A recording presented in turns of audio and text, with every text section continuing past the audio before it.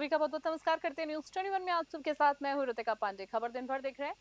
Special bulletin हमारा पाली की खबरों से शुरुआत कर रहे हैं, जहां आज बात करेंगे रामनवमी महोत्सव को लेकर शहर में तैयारियां जोरों पर है। हिंदू महोत्सव समिति और विश्व हिंदू परिषद की बैठक पानी दरवाजा स्थित पीपा दर्जी समाज भवन में आयोजित हुई है।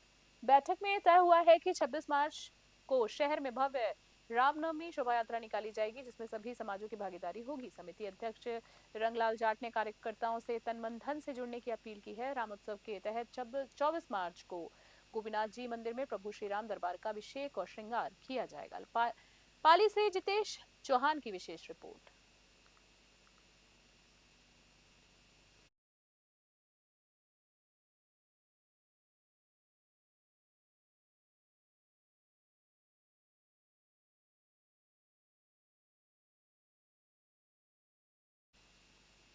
और अगली खबर की बात करें, धौलपुर से देख रहे हैं। जिला अस्पताल में भर्ती 75 वर्षीय देवीचरण रावत की स्थिति गंभीर थी।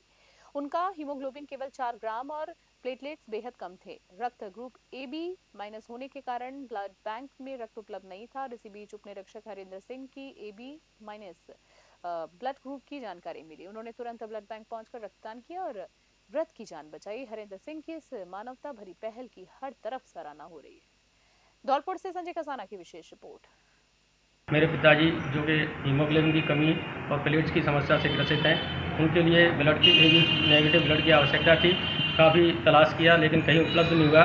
तब हमने जाकर के सहायक उप निरीक्षक महोदय श्री हरिंद्र जी जो न्यालगंज थाने में पदस्थ हैं, उनसे संपर्क किया। उन्होंने बेझिझक तुरंत स्वागत किया और ब्लड बैंक में आकर के ब्लड डोनेशन किया। ये मानवता की एक अनूठी मिसाल है। हम उनका हृदय से आभार व्यक्त करते हैं। ग्राम खानीपुर स्थित जमवाई मंदिर परिसर में रविवार को श्री राजपूत सभा तहसील इकाई चोमू की कार्यकारिणी बैठक आयोजित हुई है। अध्यक्ष भवानी सिंह सिंगोत ने संगठन की मजबूती, समाज के विकास और आपसी समन्वय पर जोर दिया। बैठक में धन सिंह को अध्यक्ष, दीप सिंह शेखावत को उपाध्यक्ष, किस्मत सिंह को महामंत्री, शिवराज सिंह को कोषाध्यक्ष और पृथ्वी सिंह को संगठन मंत्री मनोनीत किया गया। आगामी पंचायत चुनाव और संगठन विस्तार पर भी विचार हुआ है। बैठक के दौरान 29 मार्च को होने वाली भगवान श्री राम की भव्य शोभा यात्रा और भगवा रैली के पोस्टर का विमोचन किया गया। कालाडेरा से जयपाल की रिपोर्ट। और धौलपुर से अगली खबर देख रहे हैं, जहां नगर परिषद द्वारा संचालित 3 सीवरेज ट्रीटमेंट प्लांट के 8 वर्ष के 15 करीब 90 करोड़ रुपए बिजली बिल लंबित है। जयपुर डिस्कॉम ने कई नोटिस भेजे हैं और अब कनेक्शन काटने की तैयारी करी जा रही है। शहर के 10 MLG, 8 MLG और 3 MLG क्षमता के प्लांटों पर ये बिल बकाया है। अगर बिजली सप्लाई बंद हो गई तो शहर में गंदे पानी की समस्या बढ़ सकती है, जिससे स्वास्थ्य और स्वच्छता पर दोनों पर असर पड़ेगा। विशेषज्ञों ने बिल समय पर चुकाने की आवश्यकता पर जोर दिया। धौलपुर से संजय कसाना की रिपोर्ट।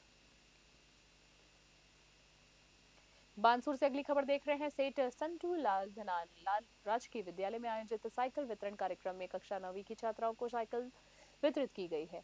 मुख्य अतिथि बानसूर विधायक देवी सिंह शेखावत ने छात्राओं को साइकिलें देते हुए उनकी शिक्षा में रुचि और स्कूल तक पहुंच को सुगम बनाने का संदेश दिया है। कार्यक्रम की अध्यक्षता SDM अनुराग हरित ने की। तहसीलदार गजेंद्र सिंह राठौर, राजेश यादव और भाजपा के पदाधिकारी और स्थानीय गणमान्य लोग भी मौजूद रहे। विधायक की बात करें तो विद्यालय प्रशासन ने अतिथियों का आभार व्यक्त करते हुए छात्राओं के उज्जवल भविष्य की कामना की। बानसूर से सतीश शर्मा की विशेष रिपोर्ट देख रहे थे। आज बानसूर उपखंड के सेठ चंटूलाल धनालाल सीनियर सेकेंडरी स्कूल में यहाँ 1127 हमारे कक्षा 9 की बालिकाओं के साइकिल वितरण का प्रोग्राम रखा गया है। इसमें हमारे पूरा यहाँ प्रशासन है, पूरे भारतीय जनता पार्टी के और बानसूर शहर के मौजूद लोग, हमारे यहाँ भारतीय जनता पार्टी की पूरी महिला विंग और समस्त यहाँ के प्रबुद्धजन उपस्थित रहे। आज बानसूर उपखंड राज्य सरकार ने खेजड़ी और हरे पेड़ों के संरक्षण के लिए सख्त कानून बनाने की दिशा में पहल की है।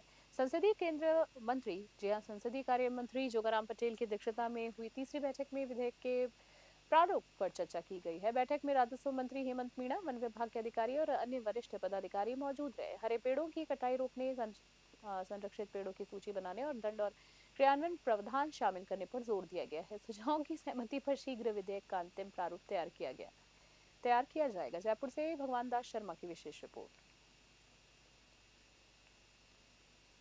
करौली से अगली खबर देख रहे हैं, जहां रामनवमी के पावन अवसर पर 26 मार्च को सकल हिंदू समाज के तत्वाधान में भव्य शोभा यात्रा निकाली जाएगी। आयोजन समिति के संयोजक राम खिलाड़ी मीणा और अध्यक्ष जेठ सिंह मैथला ने प्रेस वार्ता में बताया है कि 15 घोड़ों पर सवार समाज सुधारकों और 9 सजीव झांकियां शामिल होंगी। साथ ही 2 से 5 संत महात्मा की यात्रा में उपस्थित रहेंगे। जिला प्रशासन और पुलिस प्रशासन अलर्ट मोड पर है ताकि शोभा यात्रा शांतिपूर्ण तरीके से सुव्यवस्थित तरीके से संपन्न हो सके। आयोजन में समिति पदाधिकारी और स्थानीय समाज के गणमान्य लोग भी सक्रिय है। करौली से राधारमण सारस्वत की विशेष रिपोर्ट। भरतपुर से अगली खबर देख रहे हैं। भरतपुर रेंज आईजी कैलाश चंद्र बिश्नोई के नेतृत्व में चल रहे ऑपरेशन शिकंजा ने धौलपुर जिले के में तहलका मचा दिया है। पुलिस ने कई मोस्ट वांटेड अपराधियों को गिरफ्तार कर क्षेत्र में अपराध का दर जो है वो कम कर दिया है। गिरफ्तार अपराधियों के पास से हथियार और अन्य अपराध में इस्तेमाल होने वाला सामान भी बरामद किया गया है। पुलिस की छापेमारी और कड़ी कार्रवाई से अपराधियों में खौफ का माहौल है। स्थानीय लोग इस पहल की खुले दिल से प्रशंसा कर रहे हैं। ऑपरेशन के तहत कार्रवाई अब भी जारी है और अपराधियों और उनको कड़ी सजा दिलाने की मांग की जा रही है। भरतपुर से कृष्णकांत की रिपोर्ट।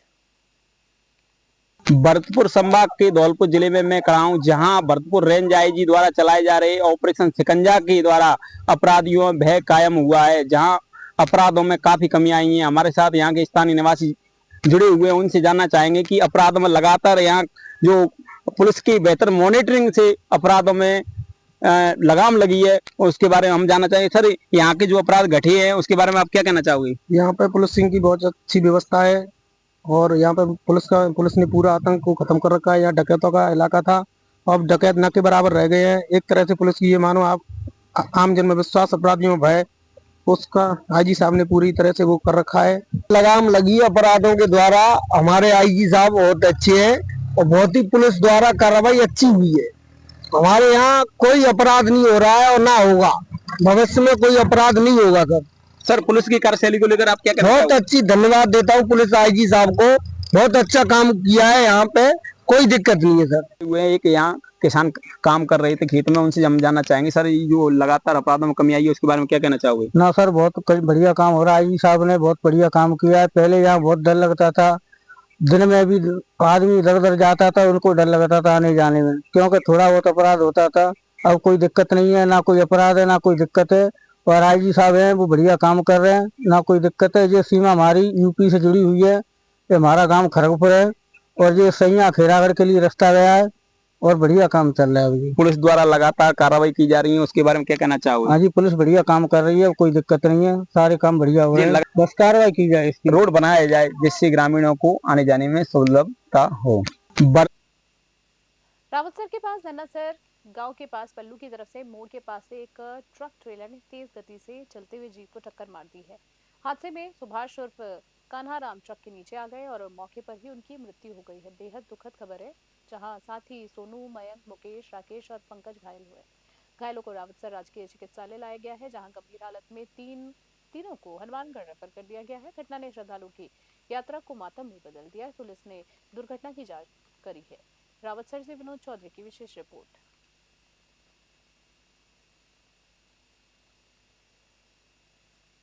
कल रात को करीब रात्रि के 1 बजे धन्नासर के पास खाटू श्याम जी जाने वाले यात्रियों की जीप थी, उसके एक ट्रक ने पीछे से टक्कर मार दी। इस दुर्घटना में एक यात्री की डेथ हो गई और 2-3 अन्य घायल हुए हैं। रात्रि को सूचना मिलते ही तुरंत धन्नासर चौकी से और मैं स्वयं भी मौके पर पहुंचा। घायलों को तत्काल उपचार के लिए रावतसर हॉस्पिटल भिजवाया गया और यातायात को सुचारू किया गया। अगली खबर की बात करें, नौहर से देख रहे हैं, जहां नौहर क्षेत्र के ग्राम पंचायत भगवान के राजकीय उच्च माध्यमिक विद्यालय में शहीद आजम भगत सिंह के शहादत दिवस पर विशाल स्वैच्छिक रक्तदान शिविर और निःशुल्क नेत्र जांच शिविर का आयोजन किया गया। शिविर में 82 नेत्र रोगियों की जांच की गई है और 44 यूनिट रक्त संग्रहित किया गया है। शिविर का आयोजन थैलेसीमिया पीड़ित बच्चों के लिए समर्पित था। युवाओं ने बढ़ चढ़कर भाग लिया, रक्तदान किया और भगत सिंह को आदर्श पर चलने का संकल्प लिया। इस अवसर पर भगत सिंह यूथ क्लब भगवान का गठन भी किया गया है। सभी सहयोगियों का आभार व्यक्त किया गया। नौहर से विनोद चौधरी की रिपोर्ट।